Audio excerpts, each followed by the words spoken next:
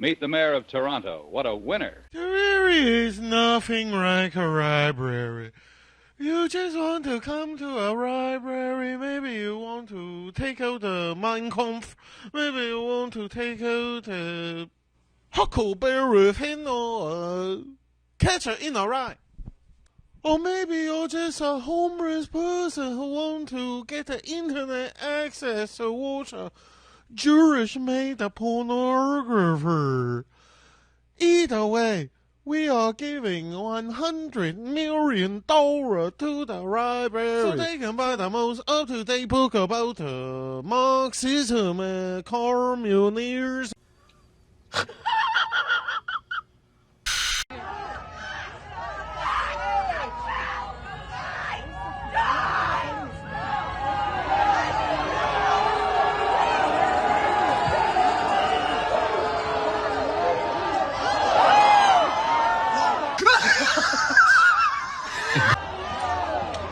That was wrong. You don't have to go to hell. You're in hell. This is hell. This is hell. This is hell. Because democracy basically means government by the people, of the people, for the people. But the people are retarded. Then strangled them, and finally dismembered their bodies. Right. Then Available. and homelessness and all that. And now, the voice you've been waiting for.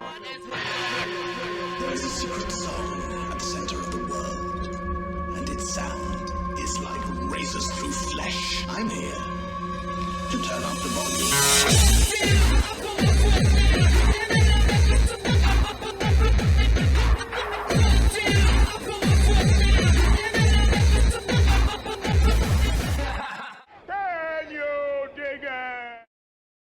I'm kind of retarded. And now, deep thoughts. There is something to be learned from a rainstorm.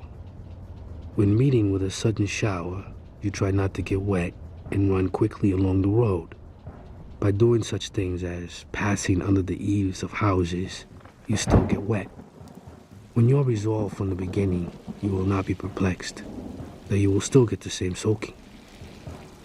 This understanding extends to all things. Fucking A.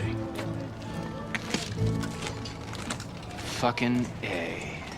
Definitely a concept that we would do well to keep in mind in the coming weeks and months, and for a number of reasons, not the least of which is all the fear and uncertainty and turmoil that people are feeling, mostly due to all the corporate media propaganda pushing out this sky is falling narrative. After 4 years of doing everything they could to juice the numbers on unemployment and inflation, suddenly saying that yes, historically we've defined recession as 2 consecutive quarters of negative growth, but that's not really the definition of a recession. Well, now all that's gone right out the window. The headlines today, what the papers are saying, the Wall Street Journal, of course, talking about the tariffs, erasing the economy's solid outlook.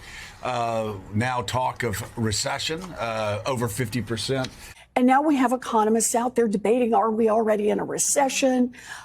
We have Goldman Sachs, Jamie Dimon saying, yeah, I think we're already there. You were quoting some of the folks. Oil right now is just collapsing. It's being driven down towards 60. We're having recessions on every front.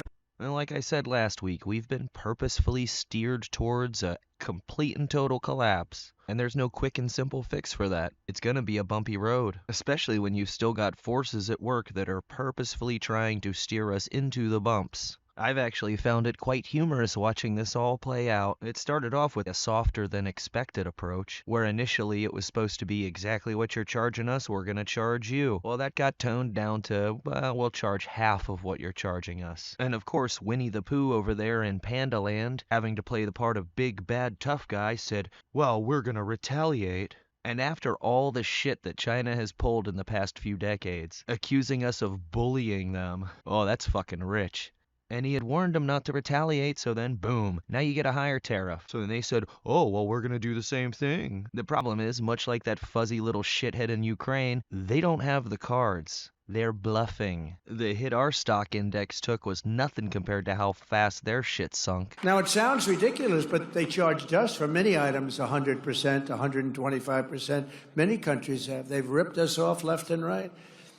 But now it's our turn to do the ripping.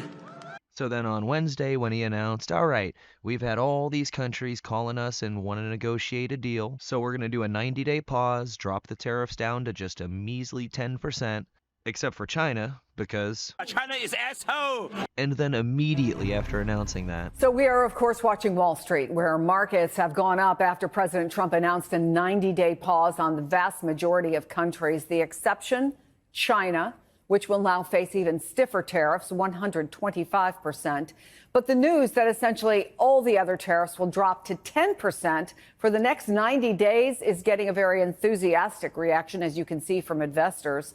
It jumped up 2,515 fucking minutes. And sure, it's been on a roller coaster since then, but that just goes to show you the stock market is fickle and overly reactionary. Seeing massive volatility is not exactly something new. Sometimes it's for no fucking reason at all. 1987, anyone? And when you look at a chart at the S&P over the last 30 years, sure, there are some dips, but it always ends up going higher. The whole buy low and sell high thing seems like such a simple concept. But the problem is there's a lot of people in the stock market that really apparently have no fucking business there because they can't seem to grasp such a basic bitch concept. And if you're going to freak out and start liquidating your 401k just because there's a dip, perhaps that wasn't the best thing to hang your retirement on. And after decades of our foreign trade policy basically amounting to... Thank you, sir. May I have another? Well, now we're going in a different direction. So here's another little piece of advice you might find helpful. Stop being a bitch and come on. Chuck Schumer and Nancy Pelosi, they've been talking about tariffs for decades. How come when these Democrat elites want tariffs, everything's hunky-dory, but when President Trump wants tariffs, all hell breaks loose? Do you see this double standard? I love this guy, whoever the hell that is. That's really nice. I appreciate that question. No, Chuck Schumer, Nancy Pelosi, everybody knew you had to do it, but they never had the guts to do it. It does take guts. It even takes guts for our country to go through it. That's why I say be cool. They were saying about, see, just be cool. It's going to work out. Be cool, honey bunny. Be cool. And of course, the corporate mockingbird media did their part, deciding to frame this as, oh, Trump changed his mind. Trump's about-face on tariffs reveals chaos at the core of his presidency, and how he's backtracked, because he's making these decisions on a whim, instead of leverage and a negotiation tactic. No, there's no real plan. It's just utter chaos. I have a different theory to offer you. I would frame this more as the art of war versus the art of the deal. Probably the most famous quote from the art of war is, appear weak when you are strong, and strong when you are weak. It wouldn't really be difficult to predict how China was going to react to all of this. And now all we have to do is just refuse to back down. And Xi is painted into a tough corner because if he keeps on playing the tough guy, it's going to cause massive damage to their economic outlook. And if he backs down, gives in, and makes a deal, well, it'll alleviate that, but now he looks weak and he's lost face. And on our end, probably the most famous quote from The Art of the Deal is the part about the big ask, where you basically demand more than you're really ever expecting to get, so then settling for what's reasonable to you makes the other person believe that they're coming out on top. You know, if we had just started off going, all right, we're going to do across the board 10% tariffs on everybody, you probably would have still had the same freak out on Wall Street. But by doing it this way, you've ended up in the same place with Wall Street actually breathing a sigh of relief about it. So whatever my gripes and complaints about other issues might be with them, especially and specifically with the Israel humping, when it comes to this issue, I can't really find fault. But one thing I will say that is a little troubling about the whole China situation, I keep thinking about that Gerald Celente quote, when all else fails, they take you to war. So in order to distract and deflect away from all these economic issues, this might spur them into taking some kind of provocative military action like, I don't know, going ahead and invading Taiwan. But we'll see how they decide to play it. Your move. Alright, enough about all this trade war talk. Let's discuss something that really matters. The legal rights of people who aren't here legally. It's a vote that I regret, but coming into this Congress, I trusted that this administration, we would have some, if they wanted to have border security, they wanted to work with Democrats, that we could actually move forward. I'm not really sure of that because I've seen the rhetoric that has come out and the attacks that have been targeted towards immigrants. So I am very cautious and careful when I'm negotiating my votes moving forward. It's been explicitly clear through votes like the Laken-Riley Act, where a broad bipartisan group of individuals voted for that legislation. Now, you mentioned that you regret your vote on that, and that's your choice, but it was only Democrats that voted against that bill. All Republicans voted for it. And so you do see that difference and distinction between the two parties nowadays. Republicans want strong border security. They also want to enforce the laws on the books here in our country. And so, again, I think it is only reasonable to make sure that we are deporting these individuals that have committed crimes in our country. But due process is a law on the books in this country. And that's why Democrats, the people who voted against it, they had serious concerns about the lack of due process, which is on the books in this country. Did Laken-Riley get due process? The answer is no. Now, I would have gone in a slightly different direction here. I would have pointed out that the justification for the indefinite detention and sometimes just outright killing people without any kind of due process got justified legally because they aren't citizens, and as such were not afforded the same kind of due process that American citizens are. But now you're saying that these people who aren't legal citizens should be afforded that due process. There is a difference somehow. And there was also this breaking story of the resurrection of direwolves after 10,000 years of extinction. Of course, this wasn't something that just happened, it was something that just got announced to the public. Yes, rejoice, everyone, for we have unextincted one of the animals from your little fucking dragon show. And don't worry, this won't pose a threat to anyone or anything. We know what we're doing, because we're using science. Well, the only problem with that, as we've seen in recent years, is... Science is a liar sometimes. They're dicking around with something that they really can't even understand the possible consequences of. Sure, they claimed they've mapped out the human genome, but so many of these genes that they've mapped, they claim are junk genes that don't really do anything. Maybe so, but they don't really know that. It could just be that they don't understand yet what those genes do. And there's really no way to predict what this kind of cutting and pasting of genetic material could end up causing to happen. Not to mention the possible problems that could just simply be caused by bringing back an animal that could tear your ass apart as quick as a fucking velociraptor. But don't worry, they say. It'll be fun, they say. Well, I say... that is one big pile of shit. And probably the thing that pissed me off the most this past week was seeing this press conference that Kash Patel did down here in Fort Lauderdale after the Coast Guard seized roughly $500 million in cocaine. General Bondi, we're here today because of your dedicated leadership to safeguard American lives. Because you have the courage to follow President Trump's courage to put our children first and to make sure that the narco traffickers, and make no mistake, this administration has labeled them foreign terrorist organizations because that's what they are. There is no lethal force on planet Earth that is responsible for an overdose death of an American citizen every 7 minutes. More so than these federal terrorist organizations, foreign terrorist organizations. We are humbled to be a part of this Department of Justice, and we are going to continue to safeguard our streets. This is what it looks like when the United States whole-of-government approach brings every resource to bear, from the Department of Defense and the United States Coast Guard, from HSI, from FBI, from DEA, and so many others. They are going to get all the drugs off the streets, off the markets, and as Attorney General Bondi said, we are going to lock them up. They are no longer going to be free to roam. We are going to dismantle the next man up theory that has been breeding in these Mexican cartels for generations. No more. We are here today because of your brave work. The men and women of the FBI that I lead, I'm humbled and honored to be here in South Florida, where I spent so much of my career before I moved to Washington, D.C.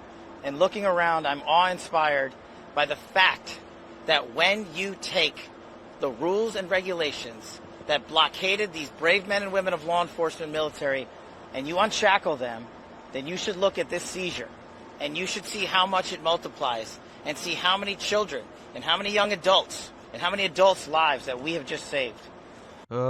First of all, I hope you just forgot to bring sunglasses and borrowed those from somebody. I really hope you didn't actually go to a store, pick those out, look in the mirror, and go, yeah, those look good. And secondly, this is starting to remind me of Jeff Sessions becoming the Attorney General in Trump's first term. After all his talk about draining the swamp, as soon as he gets in there, the first thing he starts sounding off about is how all these states have legalized cannabis, and oh my goodness. And why are you even the one talking? You're not the head of the DEA or the Coast Guard. And this seizure didn't save any fucking lives. They've been making big seizures of cocaine for decades, and no matter what, it still gets through. Because the war on drugs, much like every other inanimate object or idea we've declared war on, like terrorism, poverty, cancer, all things our government has actually declared war on. How are all those going? But sure, let's pretend like this is fucking meaningful. And I get that criminal investigations and indictments aren't something that happens overnight, so I'm being real patient about what, if anything, ends up happening with regards to, like, the Epstein files.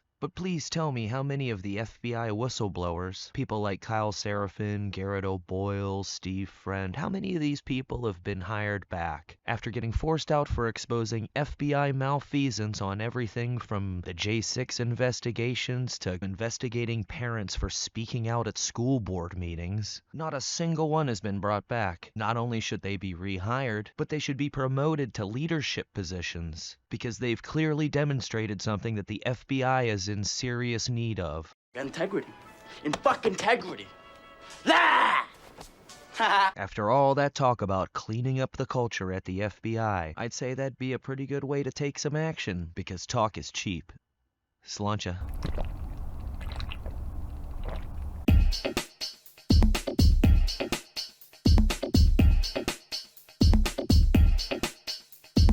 All I have in this world is my thoughts and my words, and I don't break them for no one.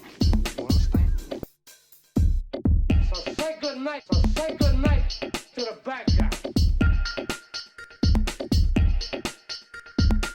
So say good night to the bad guy. So say good night to the bad guy.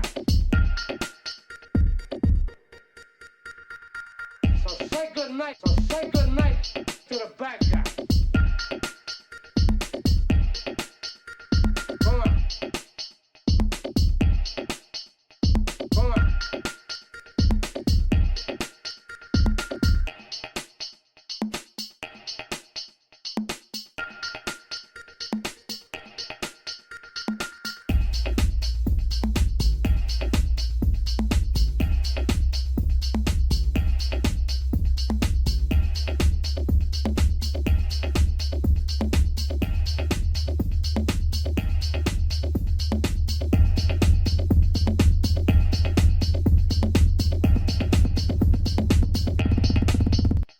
Come on.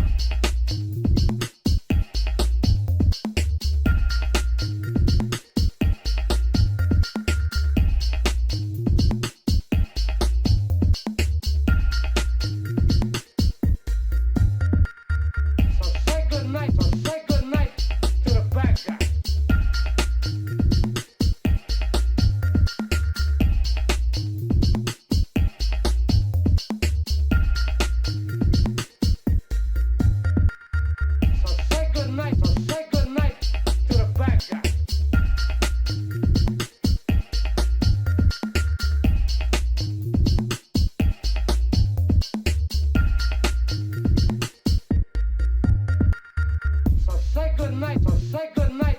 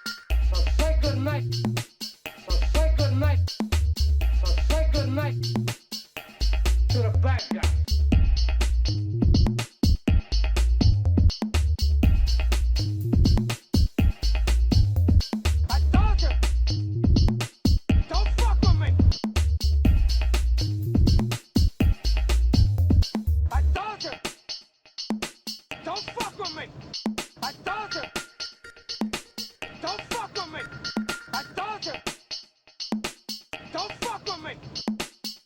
You stupid fuck! Look at you now!